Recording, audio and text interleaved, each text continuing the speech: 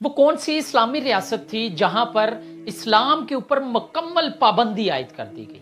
वो कौन सी ऐसी रियासत थी जहां पर आज़ान देने पर पाबंदी आयद की गई, जहां पर मसाजिद को बैन कर दिया गया, जहां पर तमाम मदारिस को बैन कर दिया गया, कुरान का दर्स देने और हदीस का दर्स देने वालों को सजाएं दी गई? कुरान और हदीस की किताब में तो दूर की बात है, लोगों को अपने पास इस्लामिक कैलेंडर रखने पर सजाएं दी गई। वो कौन सा ऐसा मुल्क है जहां पर कमो बेश 80 साल तक सरेआम नमाज पढ़ने पर पाबंदी आयद की गई, लेकिन वहां पर इस्लाम का चिराग बुझ ना सका? वही मुल्क आज पूरी दुनिया में एक बेहतरीन इस्लामिक रियासत बनकर उभर रहा है। मैं हूं असद बशीर और आप मेरा फेसबुक और यूट्यूब पर चैनल जुस्तजू टीवी देख रहे हैं।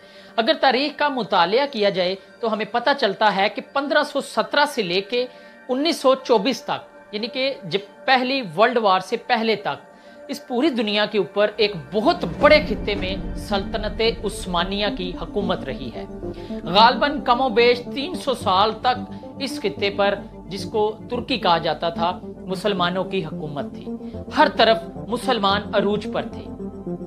लेकिन फिर एक वक्त ऐसा आया कि और सल्तनत उस्मानिया खत्म कर दी गई। इस वक्त सल्तनत उस्मानिया को खत्म करके यहाँ पर तुर्की को कमोबेश 40 ममालिक में तब्दील कर दिया गया। इसके अंदर सबसे बड़ा हाथ जिसका बताया जाता है वो मुस्तफा कमाल अतातुर्क था, जो उस वक्त हाकिम वक्त था, जिसने बहुत ज्यादा कोशिशें की।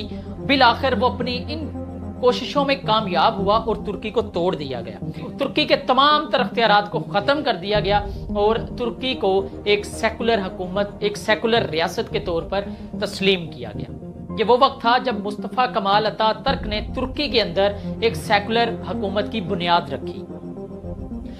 अब पूरी तुर्की के अंदर नमाज पढ़ने पर पाबंदी आयद कर दी गई। पूरी तुर्की के अंदर मसाजिद को बैन कर दिया गया, मदरसों को बैन कर दिया गया, हर किस्म के कुरान और हदीस के दर्स के ऊपर मुकम्मल पाबंदी आयद कर दी गई। और आलम यह था कि खुलेआम सरेआम नमाज अदा करने पर सजाएं दी गई। और सुनने में आता है कमोबेश 80 साल तक ये पाबंदियां लागू रही। ऐसी बहुत सी कोशिशें की गई जिनकी वजह से तुर्की के अंदर से इस्लाम को ख़त्म कर दिया गया। जो लोग कुरान और हदीस का दर्स देते थे वो गारों में छुपकर, घरों में छुपकर एक कुरान पाक का मुतालिया करते और अपने बच्चों को दर्स देते। लेकिन इस्लाम को ढेरों कोशिशें की गई कि तुर्की के अंदर से इस्लाम का चिराग बुझ जाए, लेकिन ये चिराग कभी नहीं बुझ सका। और आखिर तुर्क की सियासत के अंदर एक शख्स ने जन्म लिया जिसका नाम तैयब उर्दवान है। तैयब उर्दवान ने यह अहद किया कि वो तुर्की के अंदर वापस इस्लामी रियासत लेकर आएगा।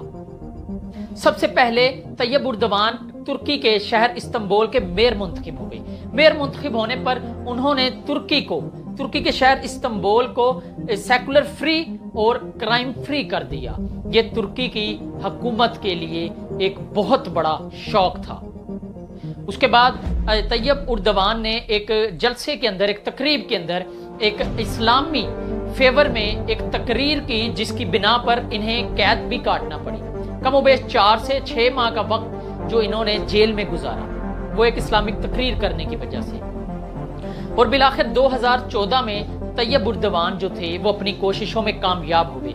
अवाम ने एक बहुत बड़ी नुमाइंदगी देकर तैयब उर्दवान को तुर्की का सदर मुंतखब किया। तुर्की के सदर मुंतखब होने के बाद उन्होंने इस्लाम के लिए बेशुमार काम किया।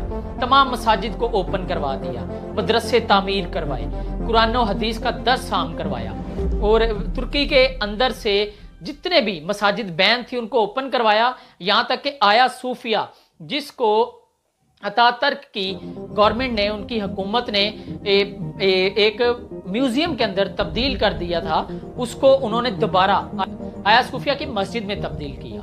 तमाम तुर्की में इस्लाम का झंडा लहराने लगा और तमाम तुर्की जो था वो अल्लाह अकबर और अजान की आवाज़ों से गूंज उठा।